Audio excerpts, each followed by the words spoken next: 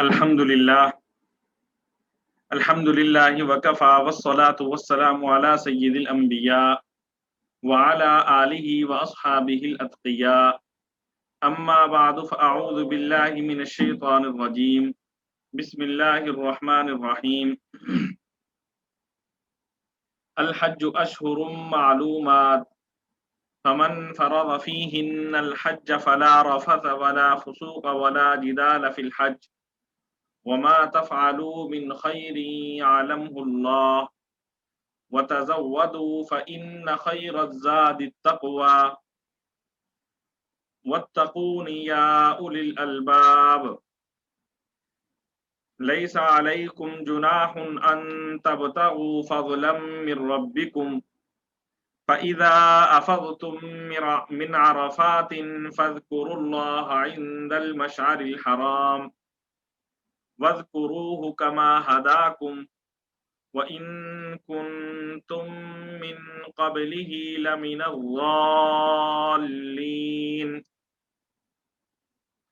ثُمَّ أَفِيضُوا مِنْ حَيْثُ أَفَاضَ النَّاسُ وَاسْتَغْفِرُوا اللَّهَ إِنَّ اللَّهَ غَفُورٌ رَّحِيمٌ فَإِذَا قَضَيْتُم مَّنَاسِكَكُمْ فاذكروا اللَّهَ كذكركم آباءكم أو أشد ذكرا فمن الناس من يقول ربنا آتنا في الدنيا وما له في الآخرة من خلاق ومنهم من يقول ربنا آتنا في الدنيا حسنة وفي الآخرة حسنة وقنا عذاب النار أولئك لهم نصيب مما كسبوا والله سريع الحساب صدق الله العظيم.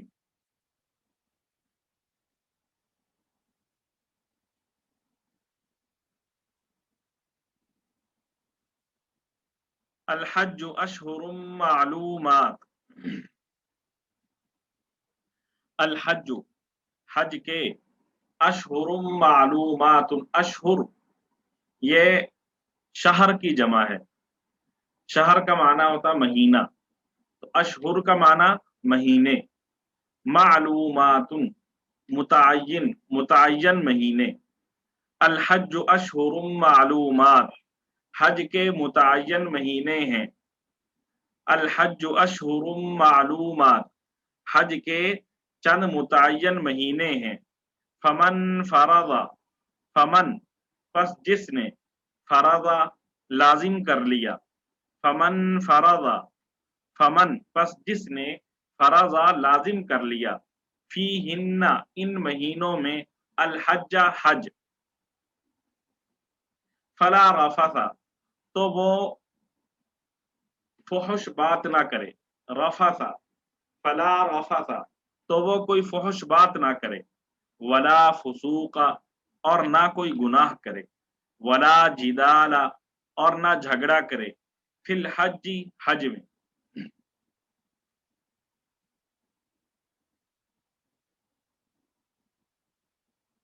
الحج اشہر معلومات حج کے چند متعین مہینے ہیں. فمن فرض فیہن الحج فلا رفث ولا فسوق ولا جدال فی الحج.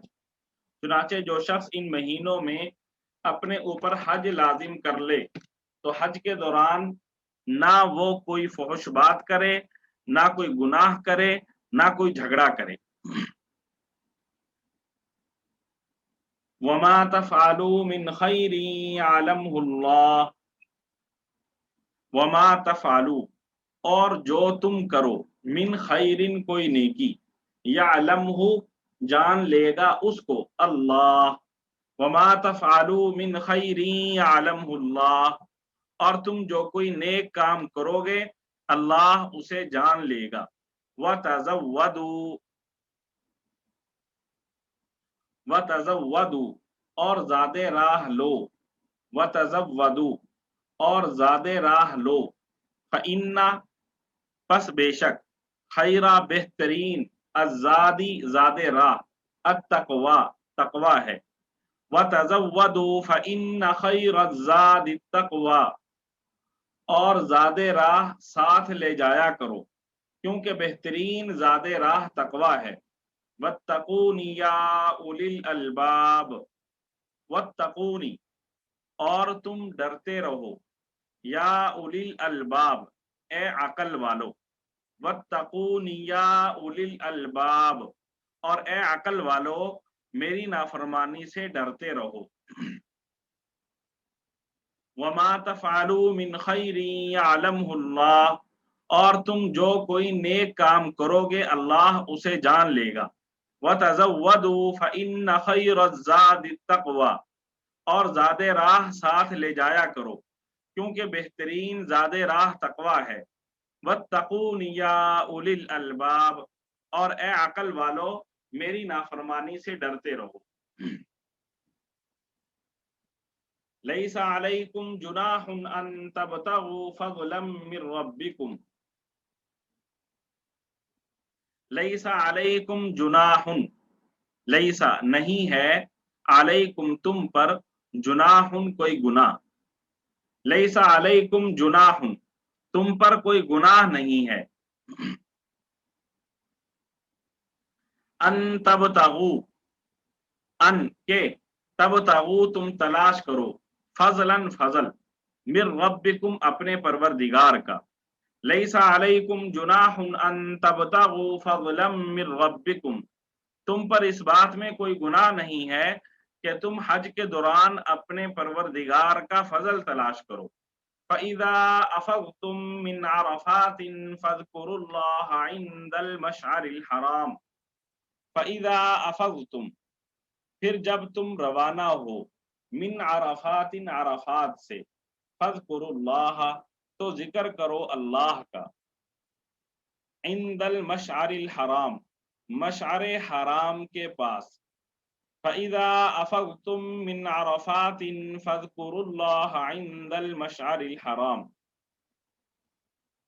پھر جب تم عرفات سے روانہ ہو تو اللہ کا ذکر کرو مشعر حرام کے پاس، وَاذْكُرُوهُ كَمَا هَدَاكُمْ، وَاذْكُرُوهُ اور تم ذکر کرو اس کا، کما ہداکم جیسا کہ اس نے ہدایت دی تمہیں، کما ہداکم جیسا کہ ہدا اس نے ہدایت دی، کم تمہیں، وَاذْكُرُوهُ كَمَا هَدَاكُمْ اور اس کا ذکر اسی طرح کرو جس طرح اس نے تمہیں ہدایت کی ہے۔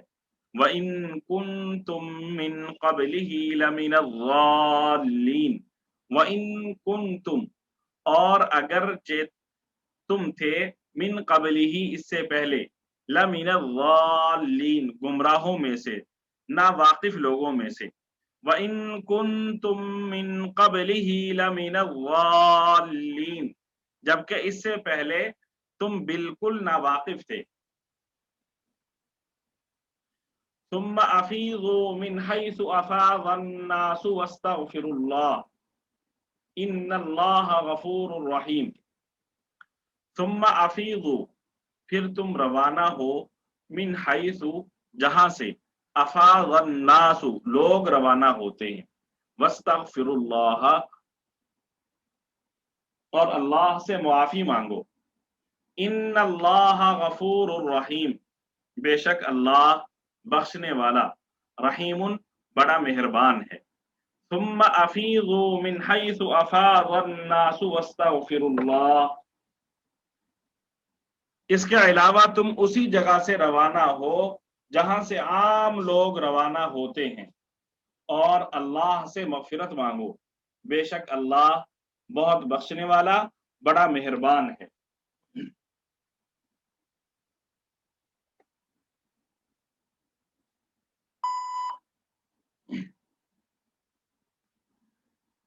فَإِذَا قَضَيْتُم مَّنَاسِكَكُمْ فَاذْكُرُوا اللَّهَ كَذِكْرِكُمْ آبَاءَكُمْ أَوْ أَشَدَّ ذِكْرًا۔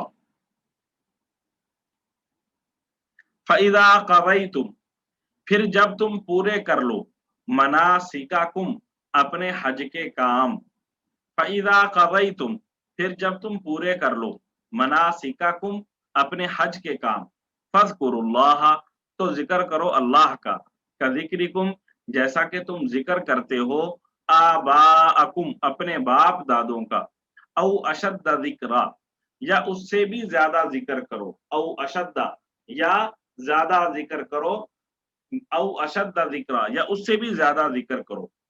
फैदा क़ज़यतुम मनासिककुम फ़ज़्कुरुल्लाह कज़िक्रिकुम आबाअकुम औ अशद्द जिक्रा, फिर जब तुम अपने हज के काम पूरे कर चुको तो अल्लाह का इस तरह जिक्र करो जैसे तुम अपने बाप दादों का जिक्र किया करते हो, बल्कि उससे भी ज्यादा जिक्र करो।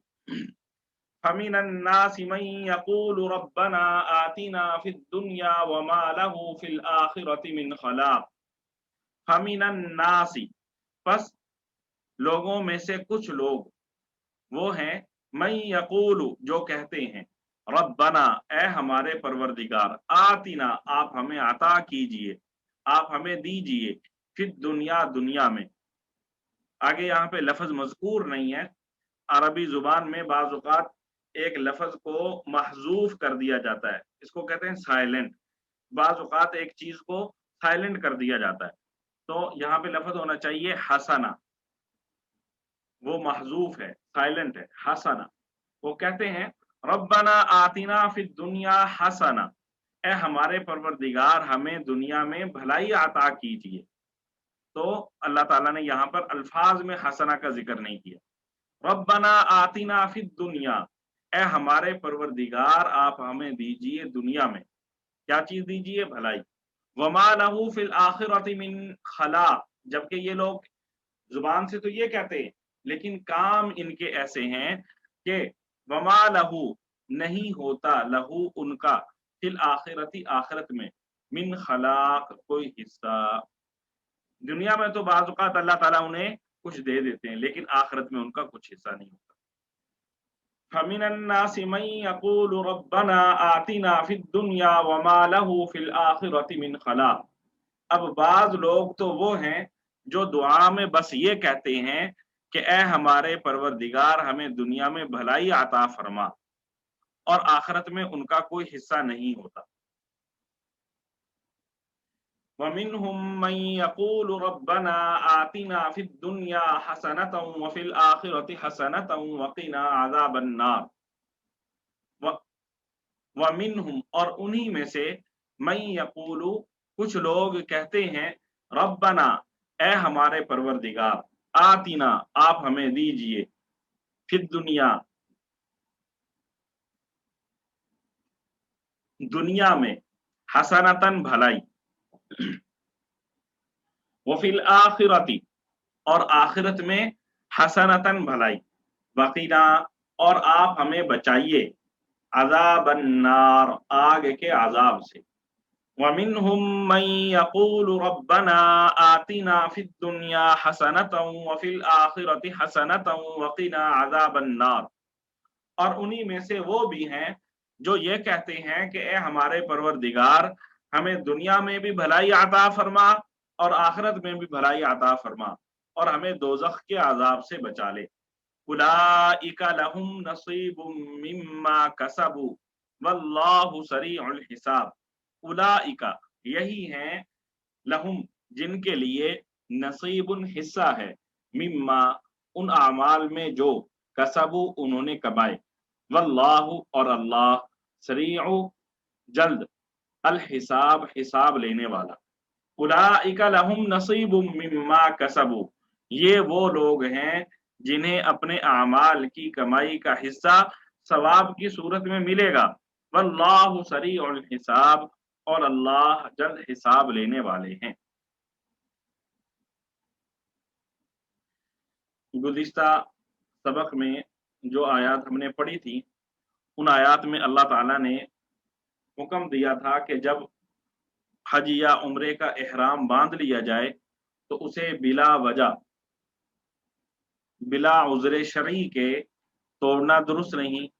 अलबत्ता उज़्र शरई हो तो उसको तोड़ने की भी गुंजाइश है, और उज़्र ना हो तो फिर हज और उम्रे को मुकम्मल करना चाहिए। बिला उज़्र हज या उम्रे का इहराम तोड़ना दुरुस्त नहीं। आज का जो सबक है इसमें हज और उम्रे के मजीद अहकाम अल्लाह ताला बयान फरमा रहे हैं। चुनाचे शुरू में फरमाया الحج اشہر معلومات، حج کے چند متعین مہینے ہیں، حج کے چند متعین مہینے ہیں۔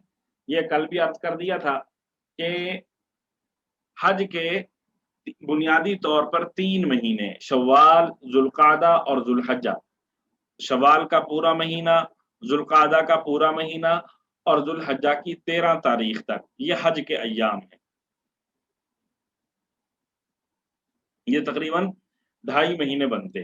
حج کے ایام یا حج کے ماہ، حج کے مہینے ہونے کا مطلب یہ ہے کہ عید الفطر کا چاند نظر آ جانے کے بعد 1 شوال کو اگر کوئی شخص حج کا احرام باندھے تو اس کا یہ احرام باندھنا صحیح ہے۔ البتہ 1 شوال یا عید الفطر کا چاند نظر آنے سے پہلے حج کا احرام باندھنا مکروہ ہے، ناپسندیدہ ہے۔ تو جو شخص حج کا احرام باندھ لے گا اس پر پھر حج لازم ہو جائے گا اور حج کے تمام احکام اس پر لازم ہو جائیں گے۔ یہ کل بھی مختصراً میں نے عرض کر دیا تھا کہ حج کے کیا احکام ہیں جو احرام باندھنے پر لازم ہوتے ہیں، ان کا تذکرہ کل گزر چکا مختصراً، آگے بھی آ رہے ہیں۔ بہرحال 1 شوال عید الفطر کا چاند نظر آ جائے تو اس کے بعد حج کا احرام باندھا جا سکتا ہے، اس میں کسی قسم کا کوئی حرج نہیں ہے۔ البتہ اس سے پہلے حج کا احرام باندھنا مکروہ ہے، ناپسندیدہ ہے۔ تو حج کے مہینے ہونے کا یہ مطلب ہے کہ ان دنوں میں حج کا احرام باندھا جا سکتا ہے۔ فمن فرض فیہن الحج فلا رفث ولا فسوق ولا جدال فی الحج، چنانچہ جو شخص ان مہینوں میں احرام باندھ کر اپنے اوپر حج لازم کر لے تو حج کے دوران نہ وہ کوئی فحش بات کرے، نہ کوئی گناہ کرے، نہ کوئی جھگڑا۔ جس نے حج کا احرام باندھ لیا، چاہے عید الفطر کا چاند نظر آنے پر باندھا، شوال کے مہینے میں باندھا، چاہے ذوالقعدہ کے مہینے میں باندھا، جس مہینے میں بھی کسی نے حج کا احرام باندھ لیا، اب اس پر لازم ہے کہ وہ احرام کی پابندیوں کا خیال کرے۔ موٹی موٹی کیا پابندیاں ہیں؟ موٹی موٹی پابندیاں 3 اللہ تعالیٰ نے ذکر کی ہیں۔ فلا رفث، فلا رفث کہ وہ کوئی فحش بات نہ کرے، ولا فسوق کوئی گناہ کا کام نہ کرے، ولا جدال اور ایسے ہی کوئی جھگڑا نہ کرے۔ رفث کا معنی، فلا رفث، اس کے 2 معنی ہیں۔ ایک معنی ہے پس وہ فحش گوئی نہ کرے، یعنی بے حجاب گفتگو نہ کرے، بے حجاب کھلی گفتگو نہ کرے۔ بس اوقات میاں بیوی آپس میں بے تکلفی میں کچھ باتیں کر لیتے ہیں، تو فرمایا احرام کی حالت میں ان باتوں کے کرنے کی بھی اجازت نہیں ہے۔ احرام کے دنوں میں کھلی باتیں، بے حیائی والی باتیں کرنے کی اجازت نہیں ہے۔ اور رفث کا ایک معنی ہے بیوی کے ساتھ ہم بستر ہونا۔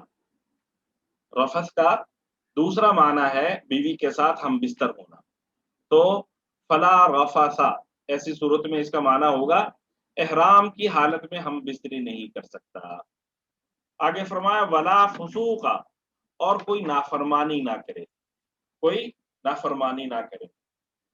گناہ کے کاموں کی ممانعت تو آ ہی گئی، اس کے ساتھ ساتھ ولا فسوق، نافرمانی نہ کرے۔ اس کا مطلب یہ کہ جو حج کا احرام جب اس نے باندھ لیا تو اب احرام کی جو پابندیاں ہیں ان پابندیوں پر عمل کرے۔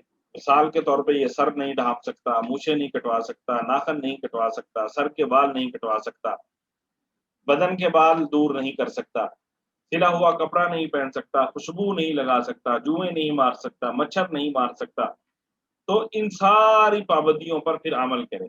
اس کو یوں سمجھ لیں جیسے ہم نماز پڑھتے ہیں، نماز پڑھنے کے لیے ہم شروع میں تکبیر تحریمہ کہتے ہیں اللہ اکبر، ٹھیک ہے جی، جب ہم نے اللہ اکبر کہہ دیا، تکبیر تحریمہ کہہ لی، تو اب ہم نماز میں نہ تو کھا سکتے ہیں، نہ کسی سے کلام کر سکتے ہیں، نہ کسی کو سلام کر سکتے ہیں، نہ کسی کے سلام کا جواب دے سکتے ہیں، چل پھر نہیں سکتے، ادھر ادھر دیکھ نہیں سکتے، ٹھیک ہے۔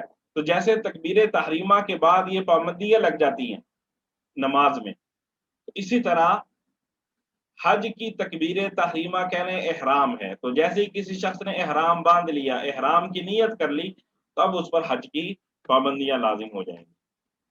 ولا جدال، اور جھگڑا نہ کرے، اور جھگڑا نہ کرنے، جھگڑنا ویسے ہی شریعت میں ناپسندیدہ چیز ہے، بری بات ہے، لیکن احرام کی حالت میں اور زیادہ گناہ ہے۔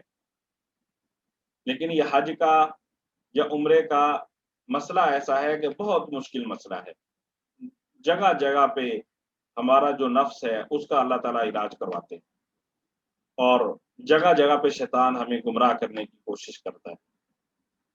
خانہ کعبہ کے بالکل سامنے، بالکل ساتھ حجر اسود ہے، تو حجر اسود کو بوسہ دینے کا شوق سبھی عمرہ کرنے والوں کو، سبھی حاجیوں کو ہوتا ہے، اور جب حجر اسود کے پاس جاتے ہیں تو وہاں پہ بعض اوقات دھکم پیل اور نہ جانے کیا کیا معاملات ہوتے ہیں۔ تو فرمایا کہ ولا جدالا، جھگڑا نہ کرے، جھگڑا کرنا گناہ ہے، عام دنوں میں عام حالت میں کرنا گناہ ہے، یہ تو احرام کی حالت ہے، تو احرام کی حالت میں جھگڑا کرنا اور زیادہ سخت گناہ ہے۔ اور یہ بھی ذہن میں رہنا چاہیے کہ حج اسود کو بوسہ دینا یہ بعض حضرات کے نزدیک سنت ہے، بعض کے نزدیک مستحب ہے، یعنی فرض بھی نہیں ہے، واجب بھی نہیں، صرف سنت ہے یا مستحب ہے۔ اگر حجر اسود کو بوسہ نہیں دیا تو اس کے باوجود حج ہو جائے گا، اس کے باوجود عمرہ ہو جائے گا۔ تو دیکھ لیں، ایک سنت پر یا مستحب پر عمل کرنے کے لیے بعض اوقات ہم حرام کام کا ارتکاب کر رہے ہوتے ہیں۔ حرام کیا ہے؟ جھگڑا کرنا۔ تو کوشش بندہ کرے، اللہ اگر موقع دے، اللہ سب کو لے کر جائے، تو اگر موقع دے تو آدمی ایسا وقت تلاش کرے جس وقت وہاں پہ رش کم ہو اور آپ آسانی سے حجر اسود کا بوسہ دے سکیں۔ اور بہتر یہ ہے کہ جب آپ عمرے کا طواف نہیں کر رہے، حج کا طواف نہیں کر رہے، طواف کی بغیر کی جو حالت ہے، احرام کے بغیر جب آپ ہوں، تو اس وقت یہ نا حجر اسود کا بوسہ لیں، تاکہ آپ کو بوسہ بھی مل جائے اور کسی قسم کی بے اکرامی نہ ہو۔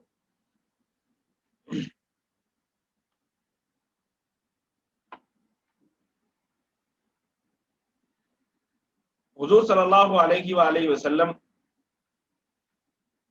کے زمانے میں اور اب بھی بعض اوقات ایسا ہوتا ہے کہ لوگوں کے پاس نا حج کے اخراجات نہیں ہوتے، تو اس وقت خاص طور پر یہ تھا کہ یمن سے نکلتے تھے حج کے لیے، اور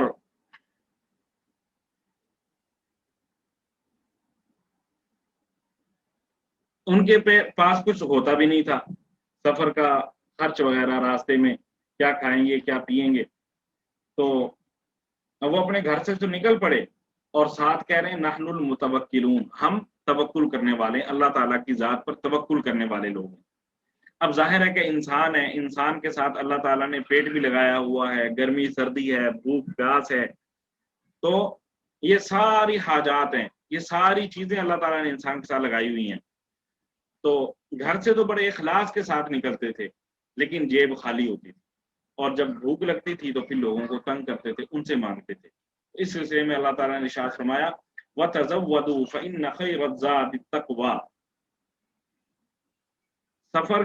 حج کے سفر میں زاد راہ ساتھ لے جایا کرو، کیونکہ بہترین زاد راہ تقویٰ ہے، اور اے عقل والو میری نافرمانی سے ڈرتے رہو، بے شک بہترین سفر بسم اللہ الرحمن الرحیم۔ تو یہ حضور صلی اللہ علیہ وسلم کے زمانے میں یمن سے آنے والے جو افراد تھے ان کی زیادہ یہ طریقہ تھا کہ وہ اپنے گھروں سے بغیر زاد راہ کے نکلتے تھے، جیب خالی ہے اور ساتھ کہتے ہیں نحن المتوکلون، ہم اللہ کی ذات پر توکل کرنے والے، حج کے لیے آ رہے اور جیب میں کچھ ہے نہیں۔ ظاہر ہے اگر آواز صاف ہو تو مجھے ذرا میسج کر دیں۔ میں عرض کر رہا تھا کہ یہ یمن سے آنے والے جو حجاج ہوتے تھے، یہ بعض اوقات اپنے گھروں سے نکلتے سفر کے لیے اور سفر خرچ ساتھ نہیں لیتے تھے، اور ساتھ کہتے ہیں نحن المتوکلون، ہم اللہ کی ذات پر توکل کرنے والے ہیں۔ اب ظاہر ہے انسان ہے تو انسان کے ساتھ اللہ تعالیٰ نے ضروریات بھی لگائی ہوئی ہیں، حاجات بھی لگائی ہوئی ہیں۔ جی میں جہاں سے سبق نہیں ہوا وہیں سے شروع کر رہا ہوں۔ تو یہ سارا کچھ انسان کے ساتھ اللہ تعالیٰ نے لگایا ہوا ہے۔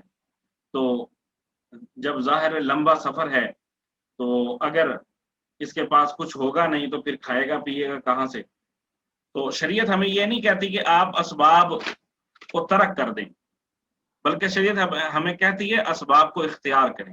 اسباب اختیار کرنے کے بعد ہمیں اللہ پر توکل کرنے کا حکم ہے۔ یہ نہیں ہے کہ اسباب کو آپ سائڈ پہ رکھ دیں اور پھر کہ میں اللہ پر توکل کرتا ہوں، ایسا نہیں ہے، بلکہ شریعت کہتی ہے اللہ تعالیٰ نے جو اسباب اختیار کرنے کو کہا ہے۔ بسم اللہ الرحمن الرحیم۔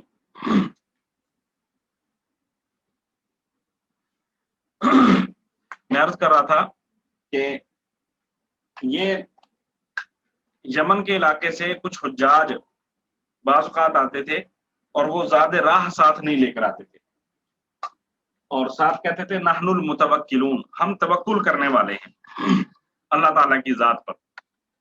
ظاہر انسان ہے، انسان کے ساتھ اللہ تعالیٰ نے مختلف ضروریات لگائی ہیں، تو کیسے انسان ان چیزوں سے غنا برت سکتا ہے؟ ان کی تو انسان کو ضرورت ہے۔ تو اس سلسلے میں قرآن پاک یہاں پہ ارشاد فرما رہا ہے وَتَزَوَّدُوا فَإِنَّ خَيْرَ الزَّادِ التَّقْوَىٰ، اور حج کے سفر میں زیادہ راہ ساتھ لے جایا کرو۔ فَإِنَّ خَيْرَ الزَّادِ التَّقْوَىٰ، کیونکہ بہترین زیادہ راہ تقویٰ ہے۔ یعنی تقویٰ کیا ہے؟ بہترین زیادہ راہ یہ ہے کہ تم لوگوں سے سوال کرنے سے بچو۔ جو راستے میں تم لوگوں سے مانگتے پھرو گے، خود بھی پریشان ہونا ہے، دوسروں کو بھی پریشان کرنا ہے، تو اس سے بہتر یہ ہے کہ گھر سے خرچ لے کر جائیں۔ یہ کوئی نیکی والی بات نہیں ہے کہ گھر سے خالی ہاتھ نکل پڑیں اور راستے میں لوگوں کو تنگ کریں۔ تو اصل چیز یہ ہے کہ یہ تمام اسباب اللہ تعالیٰ نے انسان کے فائدے کے لیے بنائے، اور ان اسباب کو اختیار کرنے کا نام شریعت ہے۔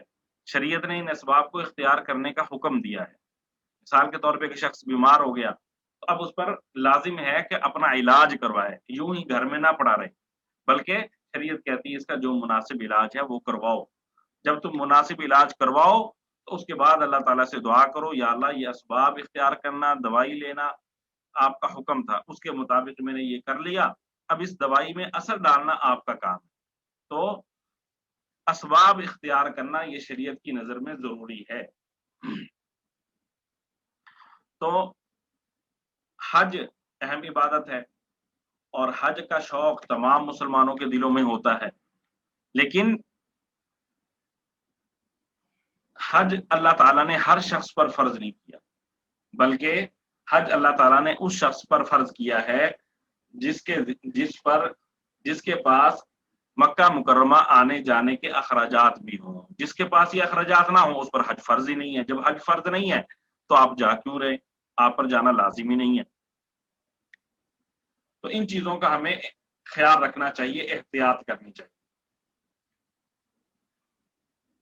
آگے اللہ تعالیٰ نے ارشاد فرمایا لیس علیکم جناح ان تبتغوا فضلا من ربکم، تم پر اس بات میں کوئی گناہ نہیں ہے کہ تم حج کے دوران تجارت یا مزدوری کے ذریعے اپنے پروردگار کا فضل تلاش کرو۔ زمانہ جاہلیت میں لوگ جب حج پر جاتے تھے تو وہاں پہ سامان وغیرہ بیچتے تھے، خریدتے تھے۔ جب اسلام آیا اور حج کا حکم اللہ تعالیٰ نے دیا تو اب صحابہ کرام رضوان اللہ تعالیٰ علیہ مجمعین کو یہ تشویش ہوئی کہ ہم نے تو اللہ تعالیٰ کی رضا کے لیے حج کرنا ہے، تو اس میں خرید و فروخت کرنے سے ہمارا حج